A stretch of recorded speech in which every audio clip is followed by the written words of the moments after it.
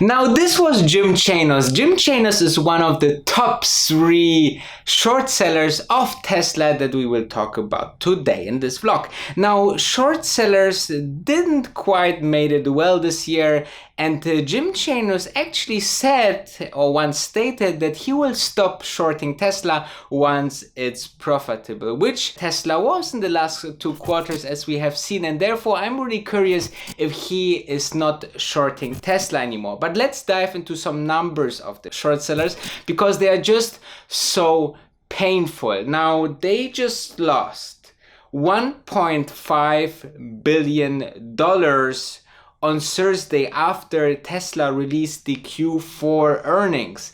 Now, on the whole year, and you know, the year of 2020 is still young, we're just having end of January done, and they lost already $5.2 billion, which is a huge amount. I mean, this is 5%, a little bit less than 5% of the whole value of Tesla.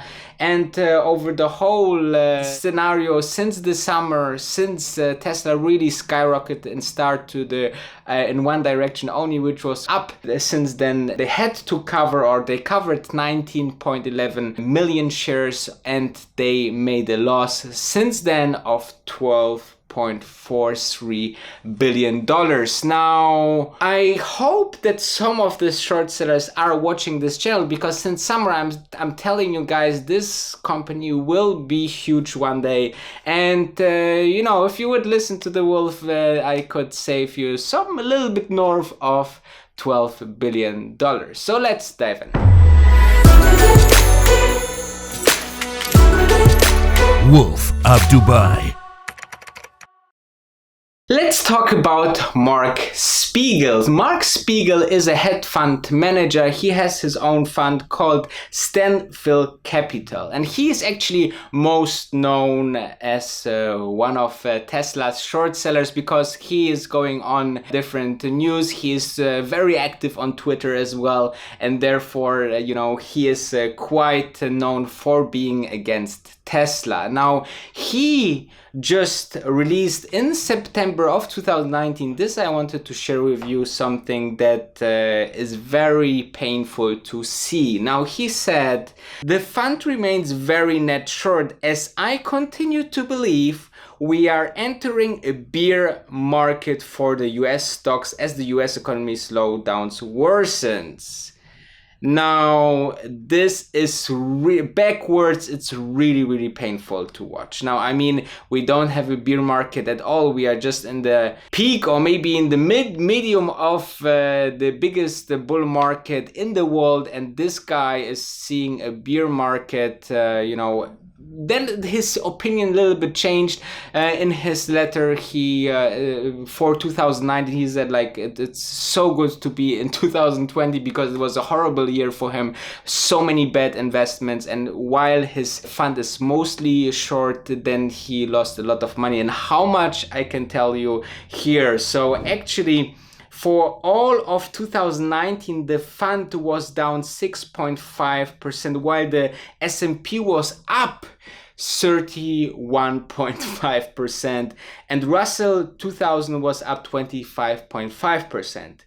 Since inception on June 1st, 2011, the fund is up 53%, and while the S&P 500 is up 187%, and the Russell is 2000 is up 121.8%. So you can see he is not really a good investor. Now, he is picking and he is shorting a lot, and you know, in this market you should be really open-minded to see, and you can see passages in his letter to his investor that he's saying, you know, shorting in this market is very hard. It's like playing against a poker player that has a chip producing machine on his lab and just producing new chip. This is the comparison that he puts, that Fed is printing money and stimulating the whole economy and the stock market as well. And therefore, you know, he just reduced his Tesla shorts, I think from 20% to 10%, but this was beginning of the year. So I think maybe with the other gain of Tesla shorts, I hope he made the right choice and went out of Tesla shorts, because he not only stated in September that he has Tesla shorts, but also short options, and short options multiply the stock movement, so he would be in really big trouble. Let's talk about David Einhorn. David Einhorn is a little bit more famous on the whole horizon of the investment scene. He became famous when he shorted actually the Lehman Brothers 2017, and he saw that there's something not right in their books. The financials don't make sense. They have so much problems with their accounting, with their debts in the financial products. That was the cause of the financial crisis in 2007, 2008, 2009, and therefore he got a little bit of fame, and his Wikipedia entry reads the following. So David Einhorn is an American investor, hedge fund manager, and philanthropist. He is the founder and president of Greenlight Capital, a long-short value-oriented hedge fund. Einhorn was ranked 44th in the Time 100 most influential list of people in the world in 2013, according to Forbes magazine. Einhorn has a net worth of $700 million US, while he had several years of losses for his fund. Now, in 2019, he came to the news that his reinsurance company, the Green Capital Re, just become some trouble because they reinsured an insurer which called Windhaben, and they are in trouble, and therefore his whole reinsurance company is in trouble. This is actually an interesting instrument for David Einhorn to get permanent capital, because this is a trick that Warren Buffett, for example, used as well. So he's buying an reinsurer, collect all the money, the premiums of the insurer, and reinvest those into stocks, into investments, and then live from this profits. This has also tax advantages, obviously. And also he came recently into the news that he is shorting Netflix. He thinks that Netflix will have a problem in the future against Apple Plus, against other networks like the Disney Plus and other newcomers in the streaming wars, in the streaming industry, and therefore he's starting to short Netflix. The stock didn't react much, a little bit down, because he is a quite a famous investor. However, he also was an investor in Apple, which he sued for some financials, and he also invested in Microsoft and asked the CEO to step down because he saw that Apple and as well as Google surpassed Microsoft in valuation, and he thought this is because of poor management, and therefore CEO Steve, he was very vocal about it. So you can see he's doing investments and be very vocal about it as well. Now,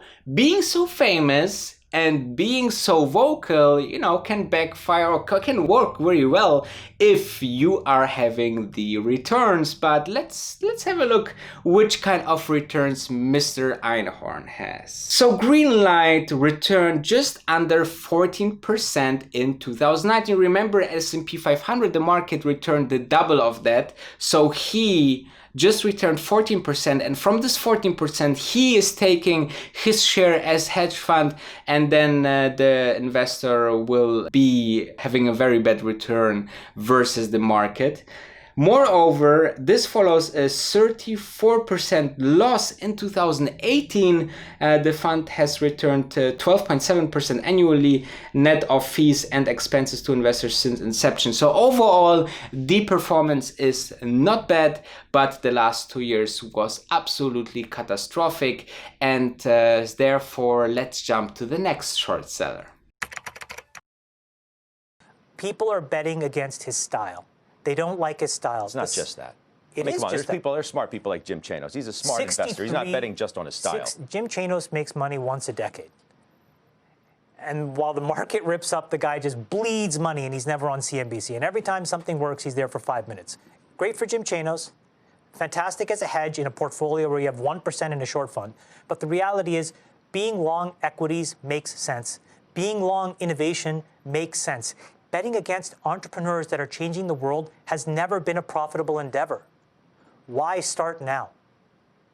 I'm sure Mr. Chanos is going to take issue with your numbers and some of your comments. And I'm happy to post my returns against Chanos anytime you want. This was Shamat Palihapitiya. I hope I pronounced that name right. Anyway, he was one of the first Facebook employees and also investor in big companies like Virgin Galactic or Facebook obviously as well. And he is having an own hedge fund, and he has actually just said that, you know, Jim Chanos is not making much money over the years, and when he does something right, he comes to the public. So Jim Chanos is actually, this is actually true, is not so vocal like Mark Spiegel on Twitter or David Einhorn with this presence, with the good relation to the media and PR. However, he got quite famous because he foreseen the accounting problems and the financial problems of Enron, and Enron was the big news star on during the dot-com bubble, and therefore he was the one who said, hey, there is something wrong with this company. This is how he got fame afterwards. He has obviously also managing portfolios and funds. His Wikipedia actually saying that James S. Jim Chanos is an American investment manager and currently serves as president and founder of Kinokos Associates, a New York City registered investment advisor who is focused on short selling. Now, he believes that Tesla is behind in the autopilot scene, that he thinks that other companies are much further. Well, I believe that he don't really understand the metrics, how this can move forward with data. Obviously, as much data somebody has, as better the product gets, and therefore there's basically uncomparable how much data Tesla receives on daily basis. Now, other than that, he is believing that competition is coming as well for Tesla, and he thinks that competition will crash Tesla. But let's talk about his performance on the market as a big investor and hedge fund manager. His fund made about 12% return versus the 30% on the market we have seen last year. So also less even than David Einhorn, and also much worse than the market. Moreover, since inception of his portfolio in 2013, he returned 78% gain versus 114% gain of the S&P. So also there, over many years, he is just underperforming with his portfolio. Moreover, according to Tip Ranks, which ranks a couple of hedge fund managers, he is number 74 of 200, so a little bit better than the midfield. So you can see also they're underperforming the overall market as a specialist there. But let's jump into the conclusion. Now, first of all, Tesla is one of the most discussed companies out there. Now, forums, news, all the people talking about the product, all the people shorting the stock, all the people invested in the stock, all this community talks a lot, and Tesla is so innovative that people try to understand the product, sometimes fail, sometimes misunderstand the mission of Tesla. And I believe that shorting the future, shorting the innovation was never a good idea. It was just never a good idea to short the future, to short the iPhone, all things that makes our life better, you should consider. And also, while Tesla is doing this, they are doing it really good, and you can tell by the execution then which company will stand out. So we also seeing the same in the telecommunication markets. For example, your phones, you either have the iOS system or you have Android, and basically you have this two big operation systems, and then you have a really small amount of others, and people really love the product. And therefore, I have recently saw a quick interview where a guy made a presentation about Tesla, and a short presentation, and his boss asked if he ever tried the Tesla product, and this guy said no, and this was obviously the end for this gentleman who was supposed to short Tesla in this hedge fund. So anyway, as you can see from the short sellers, all three of them has really bad or at best mediocre returns over the last years. So you know, don't take their opinion and tips and trades for granted. They making something what is very, very difficult. They shorting for once, they shorting in a bull market twice, and then they try to pick the right stocks to be better than the market, which, you know, is ununderstandable for me, how people can invest in such funds, millions of dollars. Therefore, I'm very curious how this develops. For now, we shouldn't hear so much from the Tesla short sellers, and I'm very excited when one of those three will say, hey, this is the white towel that I'm throwing into the ring because I cannot stand these losses anymore. At some point, you know, margin calls will be there for those short sellers, and I believe that this will be the end of this kind of investors that shorting the stock. The stock is on a huge movement, huge uptrend, no backslash or back or correction now to see. We will definitely cover it here on the channel. Make sure and leave me a like if you like this video. I vlog every single day, and I see you tomorrow.